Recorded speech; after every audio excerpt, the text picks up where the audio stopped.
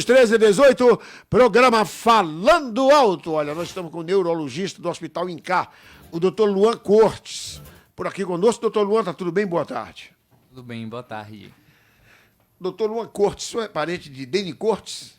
Não, que eu saiba, não. Não, né? É daqui de Santo Antônio Deni Cortes. O senhor é da cidade, doutor Luan? Não, eu sou de Feira de Santana, moro em Salvador e trabalho aqui no Hospital Incá desde novembro de 2021.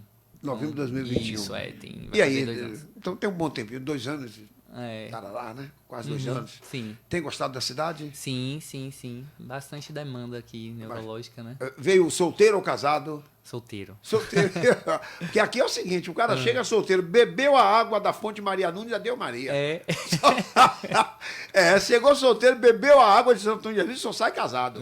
Constitui família logo aqui, viu? Entendi. Fique à vontade, seja bem-vindo, doutor Luan. Obrigado. Pois é isso. E aí, doutor, quando se deve procurar um neurologista? Bom, então, é uma pergunta interessante. O neurologista é o médico que trata de doenças, né, que afetam o sistema nervoso.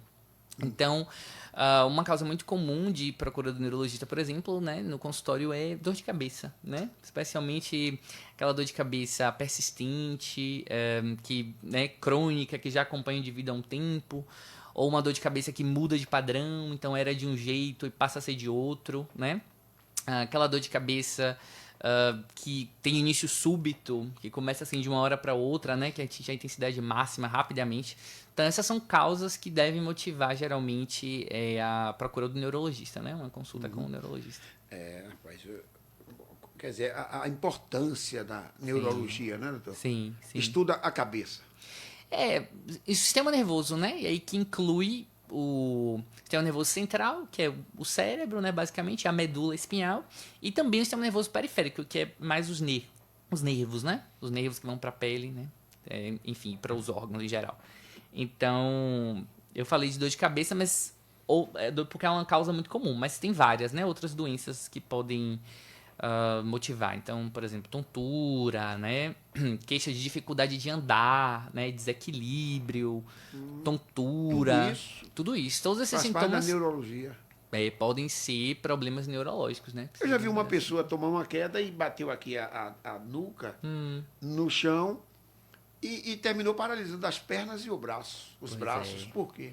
Então, aí provavelmente porque teve um trauma na medula, né? A medula espinhal, que fica aí protegida pelas vértebras, quando tem algum trauma, quando bate, pode lesionar, né? Causar uma lesão aí na medula e aí a pessoa fica com dificuldade de movimentar os membros, né? Tem alteração de sensibilidade também. Aí, nesse caso aí, provavelmente a pessoa ficou tetraplégica, né? Com fraqueza nos 4 membros, né? Dificuldade de andar. O que o neurologista pode diagnosticar?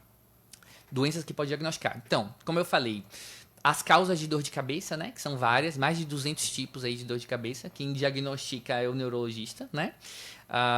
Também, por exemplo, entre as causas de AVC, por exemplo, o derrame, né? Conhecido. É uma queixa que motiva frequentemente a procura do neurologista. Então, por um entupimento de uma artéria, né? Ou quando há um sangramento de uma artéria, né? Um AVC isquêmico e hemorrágico, respectivamente. A gente cuida desses pacientes, diagnostica, encontra a causa exata do AVC, né? O que é que levou aquilo. Então, o neurologista diagnostica AVC e ajuda a investigar a causa, né? Também é uma outra queixa comum. Também problemas com os nervos, né? Então, pacientes que se queixam de formigamento, dormência em determinada parte do corpo, né? Poderia ser aí um problema dos nervos, uma neuropatia periférica, né, que a gente chama. Então, essa também seria uma doença que o neurologista investigaria, diagnosticaria, trataria, né? Dor crônica em geral também, especialmente de origem nos nervos, né, que a gente chama dor neuropática. Aquela dor de cabeça, aneurisma.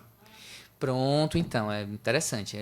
Aneurisma. Então, a aneurisma é uma condição, uma dilatação que tem, né, numa artéria que pode gerar dor de cabeça, né? E aí, nesse caso, é uma causa Precisa de uma avaliação mesmo com o neurologista, porque se um aneurisma está causando dor de cabeça, então pode ser que porque ele esteja crescendo, por exemplo, comprimindo determinadas estruturas dentro da cabeça, ou até quando o aneurisma se rompe, né? E aí pode haver um sangramento e aí tem uma dor de cabeça mais forte. Aquela dor de cabeça que eu falei que começa repentinamente, né? Pode ser uma dor de cabeça, por exemplo, uma ruptura de um aneurisma. Geralmente a pessoa vai ter mais outros sintomas, né? Mas uma dor de cabeça que tem essas características mais, né, assim, diferentes, precisa de uma avaliação, porque é uma das coisas que a gente investiga, né, como causa de dor de cabeça. Aneurisma seria uma E a aneurisma, quando ela é forte demais, termina matando. Exatamente, porque o sangramento dentro da cabeça, né, o sangramento intracraniano que ocorre com a ruptura do aneurisma pode ser grave e potencialmente fatal, né, pode levar à morte mesmo. Então, nesse caso, às vezes a gente tem uma coisa que é chamada cefaleia sentinela, que é uma dor de cabeça que precede a ruptura do aneurisma, né? Então daí é importante procurar um neurologista, porque se a gente identifica uma dor de cabeça desse tipo, a gente pode identificar o aneurisma antes de ele se romper, né? E tratar ele antes desse processo. E aí, né, evitando potencialmente a morte, né? Ou outras sequelas neurológicas, por exemplo, que a pessoa poderia ter. É uma veia? Não, é uma artéria. Uma artéria. Isso. E ela circula a parte do cérebro, é? Exatamente. Tem as artérias, né, que vão ali, levam sangue para o cérebro, né? Então, essas artérias, elas podem sofrer uma dilatação, que a gente chama de aneurisma. Então, a artéria está ali com a parede comprometida por alguma razão, a predisposição genética, tem algumas coisas que aumentam o risco de aneurisma. Por exemplo, fumar, né, é uma das coisas que aumenta o risco de ter aneurisma e de o aneurisma romper também. Hipertensão arterial descontrolada também, né? A hipertensão? Também. Também. Isso, também. Preocupação demais. Isso, não que isso cause diretamente, né? Mas a ruptura ou a formação do aneurisma. Mas, por exemplo, uma das coisas que ajudam a descontrolar a pressão arterial seria um problema de estresse, de ansiedade, cronicamente. Isso também descompensa a pressão, né? Então, de certa forma, tem relação. E as doenças mais frequentes, doenças neurológicas, quais são? Então, eu falei aí dentro das dores de cabeça, né? A gente tem a enxaqueca, que é uma dor de cabeça muito comum, né? Aquela dor que pulsa, que o barulho incomoda quando tá com dor, que a luz incomoda quando tá com dor, que a pessoa prefere ficar quietinha no quarto escuro, né? É quadro típico, assim, de enxaqueca. Então, é uma dor muito comum. Dor de cabeça tensional também, que é aquela dor mais em peso, né? Associada à tensão muscular, a estresse, ansiedade, sono ruim, né? Também é uma causa de dor de cabeça muito comum. Como eu falei também, AVC, né? É uma doença neurológica muito comum. As doenças nos nervos, as neuropatias periféricas, que eu falei lá dos sintomas de formigamento, dormência em determinada parte do corpo, né? Tem também uma causa muito comum de procura que é a tontura, né? A tontura é um sintoma que pode se indicar um problema neurológico, né? As pessoas falam frequentemente, usam o termo, né, labirintite para se referir a esse tipo de problema, aquela tontura que roda, né? Que dura alguns segundos, geralmente precipitada por movimentos da cabeça. Esse termo, na verdade, labirintite, não é bem adequado, né? O nome dessa condição que as pessoas chamam de labirintite é outro, é um nome grande, chama VPPB, que é vertigem posicional paroxística benigna. Nossa. É bem nome grande, né? Eu tenho que treinar. No popular é labirintite, né? Labirintite. No então popular. é melhor a gente ficar com labirintite. Pode ser. Pra gente não diria isso, mas enfim, é uma causa comum. E aí o neurologista diagnostica, né, e pode tratar também a labirintite. Quais são as doenças neurológicas? Quais são os sintomas de problemas neurológicos? Sintomas de problemas neurológicos, né? Então, falei aí para vocês, tontura, dor de cabeça, dificuldade de se equilibrar, movimentos anormais do corpo, né? Por exemplo, tremor. Tremor é uma causa relativamente comum, né? Que os pacientes procuram. Então, quando os pacientes procuram por tremor, geralmente pensam, né, na doença de Parkinson, né? Que é uma causa de tremor, uma doença que pode causar tremor, mas também tem outras causas de tremor mais comuns que o neurologista diagnostica também, então é importante essa avaliação, né? Será que esse tremor tá mais para uma doença de Parkinson ou para outras causas de tremor mais comuns? Fica com a mão... Isso, fica com a mão tremendo, exatamente. Então, aí seria outra causa. Também, por exemplo, esquecimentos, né? Esquecimentos são uma causa comum de doenças neurológicas. Aí as pessoas, quando vêm com essa queixa, pensam naquela doença de Alzheimer, né? Que é a causa mais comum de demência, né? No nosso meio. Então, será que esse esquecimento tem a ver com a doença de Alzheimer ou tem a ver com outras coisas, né? Então, o neurologista que avalia isso. Cansaço, né? mental. Exato. Estresse, ansiedade, sono ruim, sedentarismo, isso tudo pode gerar queixas de memória sem que exista um problema propriamente da memória, entende? Então, essa avaliação quem faz é o neurologista na consulta. Então, na consulta, né, neurológica, a gente conversa detalhadamente sobre o problema, né? Procura ver quais são os sintomas, né? E as características dos sintomas e como esses sintomas surgiram, como eles estão progredindo ou não. E a gente faz o exame neurológico, né? Que avalia todas as partes aí das funções neurológicas. Então, força muscular, coordenação, equilíbrio. Às vezes a gente testa a memória também quando a queixa é sobre isso, né? Então, tudo isso é feito na consulta neurológica. Por isso que geralmente é uma consulta mais demorada, mais detalhada, porque é mais complexo mesmo. A gente precisa, né, avaliar detalhadamente o paciente. Muito bem, 13 horas e 29 minutos, meus amigos, estamos falando com o neurologista Dr. Luan Cortes, neurologista do INCAR, e você pode aproveitar a oportunidade, né? O técnico está aqui, fala com ele, liga, participe da nossa programação, tá bom? Dr. Luan, diferença entre neurologista e psiquiatra.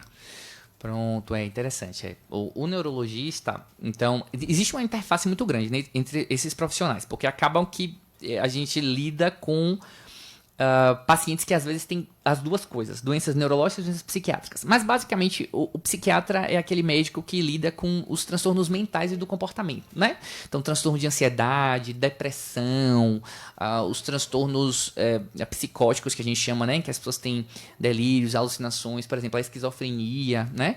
Então, transtorno de personalidade também. Então, isso é mais da alçada do psiquiatra. O neurologista já cuida de doenças, né, essas doenças neurológicas que algumas eu já mencionei aqui.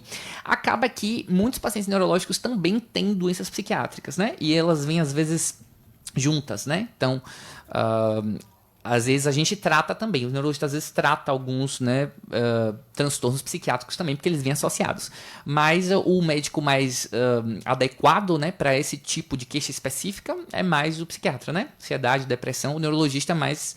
Então, esquecimentos, dor de cabeça, essas outras coisas. Que, como eu falei, frequentemente vêm associados. Então, acaba que a gente cuida também, né? Mas aí, às vezes, a gente indica que o paciente passe também com o psiquiatra, por exemplo, né? Quando nos procuram, às vezes os pacientes procuram o neurologista com essas queixas, assim, mais do psiquiatra, porque tem um certo...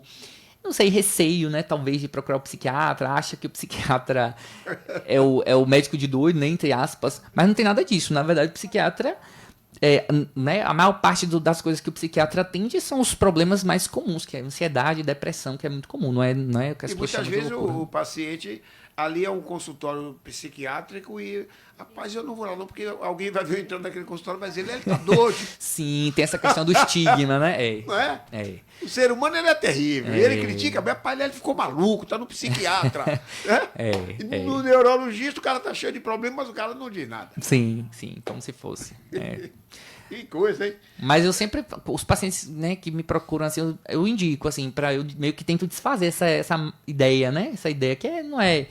Se a pessoa tem uma doença, né, que precisa de determinada especialidade, deve ir, né? Não deve ter esse receio, né? Não deve ter se preocupar com esse tipo de coisa. Exatamente. E tem que ser respeitado o problema de cada um. Com certeza. Tem que ver com naturalidade, né, doutor? Isso, sem dúvida.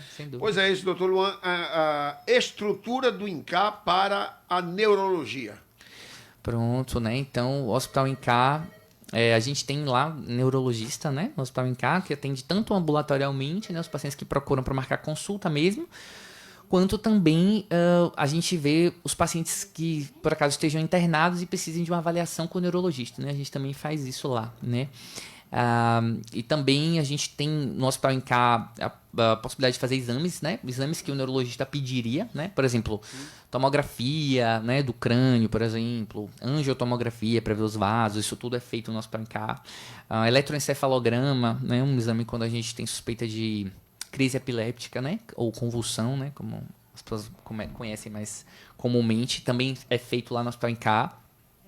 Então, assim, tem vários tem tanta avaliação quanto muitos exames que a gente pode precisar para essa parte neurológica, tem lá no INCAR. Faz cirurgia neurológica também no INCAR? Então, aí tem lá no Hospital INCAR, tem as especialidades, os neurocirurgiões, né? Que é outra especialidade, mas que tratam aí os problemas que precisa de operar, né? Então, tumores, por exemplo, aí o neurocirurgião, lá no Hospital INCAR também tem neurocirurgião, né? Para ver isso. O senhor tocou num assunto muito importante, essa questão a pessoa epilética, né? Uhum.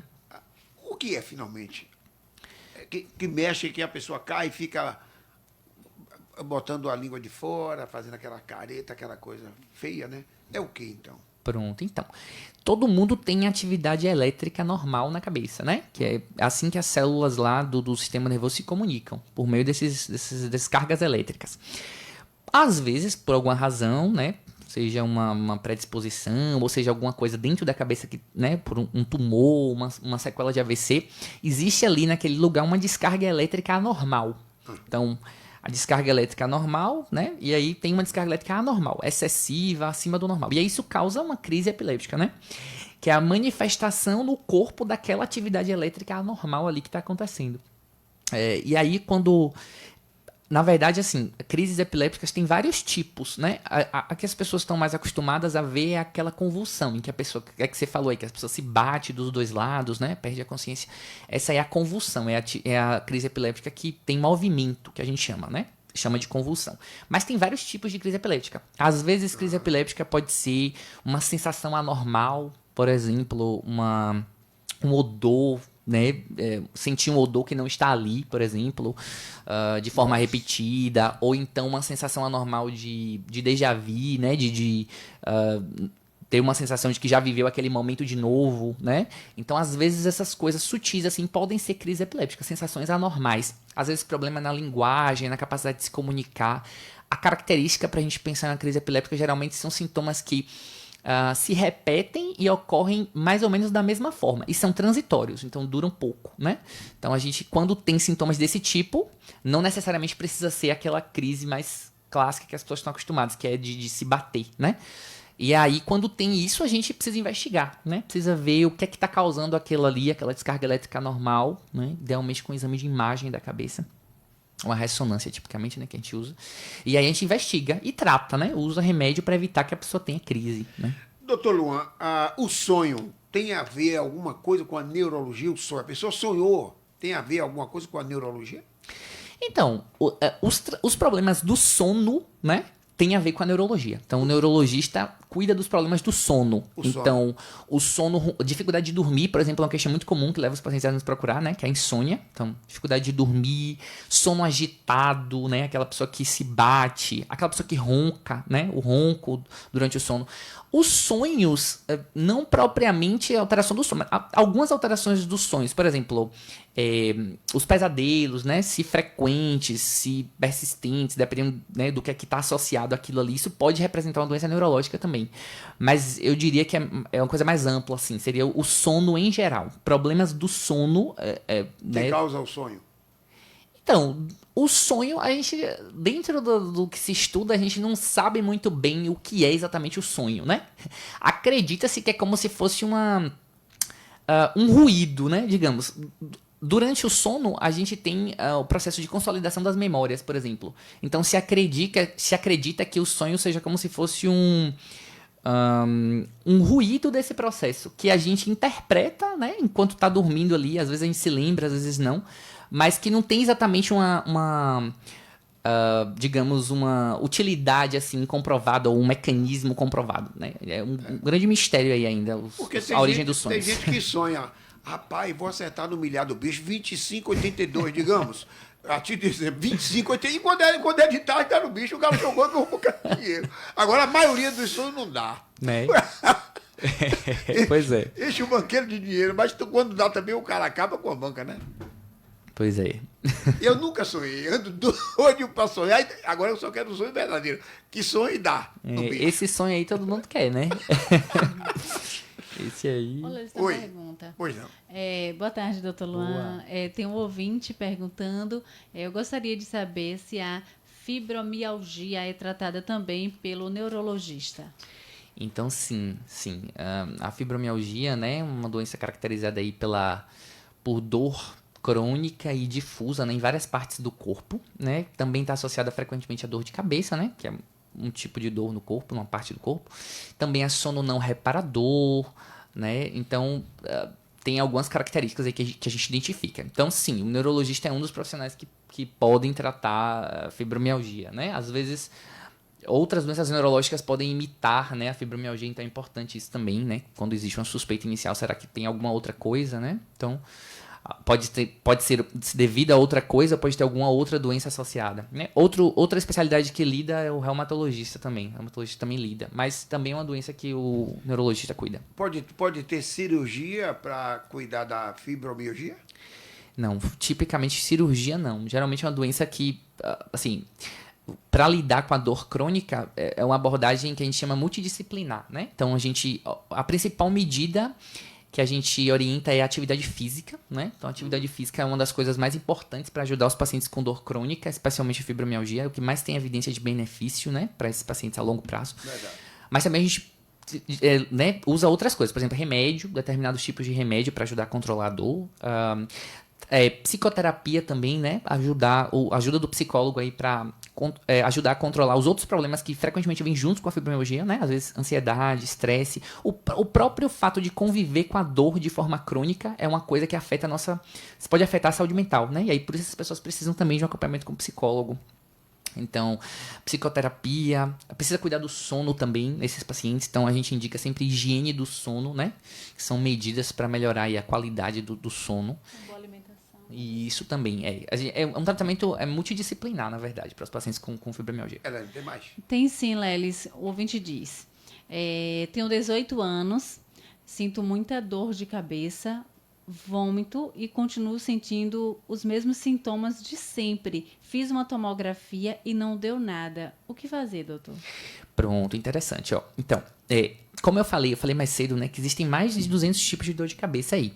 A gente divide as dores de cabeça em dois grandes grupos, né? O primeiro grupo a gente chama de dores de cabeça primárias, né? Elas são chamadas de primárias porque, nesse caso, a dor é a própria doença. Isso é o mais comum. Por exemplo, no caso da enxaqueca que eu comentei aqui, né? No caso da dor de cabeça tensional. E tem o segundo grupo, que é das doenças, das dores de cabeça secundárias. Aí, nesse caso, em vez de a dor ser a própria doença, a dor é um sintoma de uma doença. E aí tem aquelas várias que a gente comentou aqui, né? Então, tumor, aneurisma, essas outras coisas diferentes. Então, muitas vezes, na verdade, na maioria das vezes, os exames de imagem não vão dar nada mesmo. Mas isso não significa que a pessoa não tenha uma doença. Ela tem uma doença, provavelmente, do primeiro grupo que a gente chama, que é a dor é a própria doença. Por exemplo, a enxaqueca.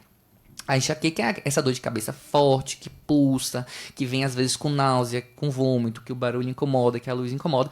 E é uma dor do primeiro grupo. A pessoa que tem enxaqueca vai fazer, se fizer algum desses exames da cabeça, os exames vão dar normal, não vão acusar nada. Porque, na verdade, não tem nada causando a dor que a gente consiga ver no exame.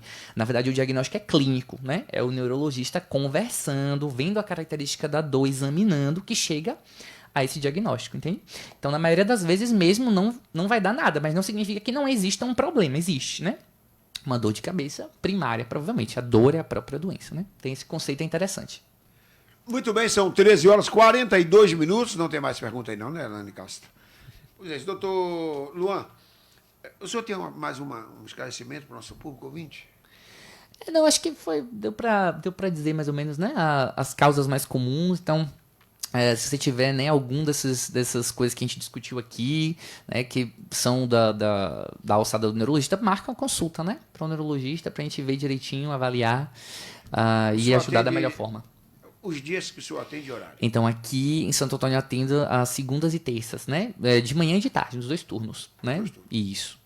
Toda segunda, Toda segunda e toda terça-feira, exato. Olha, Nosso Pai em Cá. Aqui no chegou Incá. aqui Pois não. nosso WhatsApp. O ouvinte diz: achei muito interessante o Dr. Luan informar que o neuro também cuida de pacientes com fibromialgia. Conheço pessoas tomando antibióticos pesados, além de outros remédios, e nenhum médico menciona a possibilidade de uma avaliação neurológica. Então, muito obrigada. Ah, por nada, a gente está à disposição lá, viu? Muito bem, isso é importante. Doutor Luan, muito importante a sua participação. Ficamos muito gratos. Eu que agradeço a oportunidade. Dá um tempinho para você voltar de novo. A gente Pronto. vai lhe aborrecer mais uma Tranquilo, pode chamar. vez. O gosto. Fique à vontade. Isso é muito importante. Nosso abraço e muito obrigado. Eu que agradeço. Obrigado.